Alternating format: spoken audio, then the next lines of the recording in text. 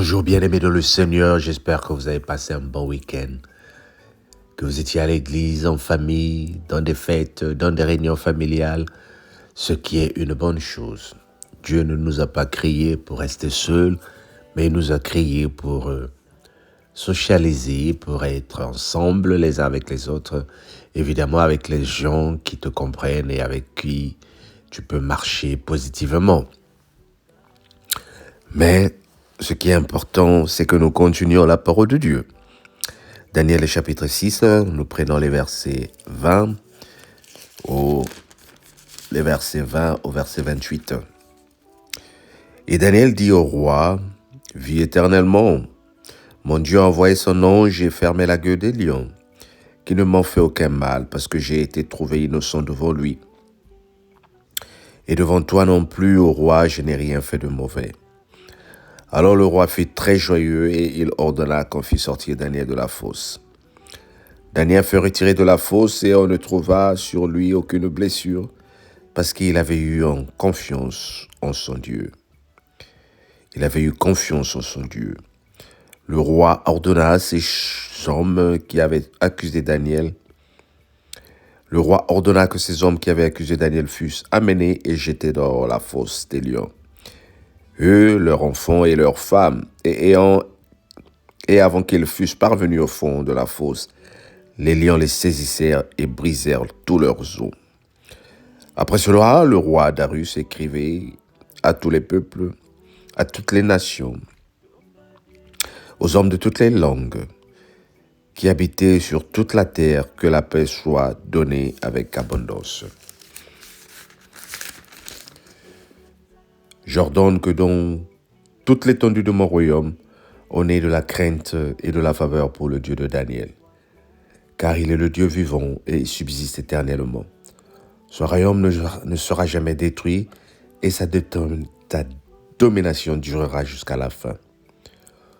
Celui qui délivre et qui sauve, qui opère des signes, des prodiges dans les cieux et sur la terre, c'est lui qui a délivré Daniel de la puissance des lions. Daniel prospéra sous le règne de Darius et sous le règne de Cyrus de Perse. Amen. Le roi se leva tôt le matin parce qu'il avait manqué du sommeil. Il aimait bien Daniel. Mais il a posé cet acte parce qu'il a été poussé par les autres de le faire, en lui faisant croire que c'est le décret que tu as signé. Et quand le roi voit que Daniel n'a pas été atteint, il n'a pas été blessé par les lions, il n'a pas été mangé par les lions, il comprend que le Dieu de Daniel est un Dieu de juste, est un Dieu de justice. Le Dieu qui défend les accusés est un Dieu formidable, bien-aimé. On n'a pas dit ici que Daniel n'a pas été jeté dans la fosse des lions. Parce que souvent, quand nous prions, nous demandons que le Dieu nous épargne du mal. Mais il y a des circonstances où nous devons traverser le mal, bien-aimé. Parce que les complots qui ont été faits contre toi au travail, les réunions qui ont été faites autour de ton nom, ont déjà suscité le mal et ont déjà créé des problèmes. Tu arrives au travail, tu arrives quelque part, on t'accuse que c'est toi qui avais pris le dossier, qu'il a mal placé, qu'il a mal signé. On t'accuse même que c'est toi qui avais pris de l'argent. Et souvent, nous fondons en larmes, nous pleurons, nous disons, mais pourquoi Dieu ne m'a pas protégé? Non, Dieu, il laisse faire certaines choses parce qu'il veut confondre tes ennemis, bien-aimés. Regarde ici ce qui se passe. Lorsque Daniel sort, on jette dans la fosse des lions ceux qui l'avaient accusé, ceux qui avaient comploté contre lui. Non seulement eux, mais leur famille et leurs enfants. Et dès qu'ils tombent dans la fosse des lions, les os sont broyés. Les pauvres femmes qui n'avaient rien fait se retrouvent dans la fosse des lions à cause des actes de leur mari. Voilà pourquoi, bien-aimés, nous devons faire très attention aux actes que nous posons, parce que ce n'est pas seulement nous qui périrons, ce n'est pas seulement nous qui allons être punis, mais ça va affecter tes enfants, ça va affecter ta famille. Les pauvres sont morts à cause des comportements de leurs hommes. Et le contraire est que lorsque tu pries, lorsque tu vas à l'église, il faut que ceux qui sont autour de toi t'encouragent. Oui, malheureusement, il y en a qui vont t'appeler pasteur, maman diaconesse. On te donne des noms, pas pour t'encourager dans la prière, mais pour se moquer de toi qui prie tous les jours. Ah, vous avez eu veille de prière vendredi. Ah, oui, bah, Sambelaka. Ceux qui pensent que ceux qui prient, c'est eux qui... Ceux. Donc, on te donne des noms pour, ironiquement, pour se moquer de toi. Mais ils ne savent pas s'ils sont protégés, c'est grâce à tes prières. Ils ne savent pas s'ils sont bénis, c'est grâce à tes prières. Donc, je reviens juste sur cette parole qui te montre que Daniel a été préservé. Et ceux qui l'ont accusé ont vu la main de l'Éternel. Mais quand Daniel a été accusé, Dieu n'est pas descendu pour dire « Non, Daniel avait la raison, il n'a pas fait ça, c'est juste un coup. » Il faut que les coups se fassent contre nous. Il faut que les complots se fassent contre nous pour montrer la gloire de Dieu. Comment verras-tu la main puissante de Dieu si tu as peur que les gens t'entraînent dans la boue, si tu as peur que les dossiers se relèvent, qu'on accuse ta famille, qu'on vous accuse de tous les maux? De toutes les façons, la majorité du temps, le monde est ingrat, bien-aimé. Tu peux laver une personne jusqu'à que la personne devienne blanche, mais quand elle aura une occasion, elle va essayer de te salir et de t'enfoncer dans le trou. Ce n'est pas le message que nous prêchons ce matin. Et ce n'est pas aussi pour dire que nous ne devons pas rendre service. Mais il y a certaines accusations, il y a certains combats auxquels tu vas être confronté qui sont juste pour te montrer que ton Dieu est de ton côté. Commence cette semaine avec l'espoir de savoir que Dieu te sortira de tous les combats. Dieu te donnera la justice. Dieu te préservera. Nous sommes des Daniel. Oh, dis avec moi, nous sommes des Daniel de nos vies. Nous avons en nous quelque chose que les ennemis n'ont pas. C'est pas toi qui as fait que tu sois ce que tu es. Que les gens ne le supportent pas, c'est pas de ta faute.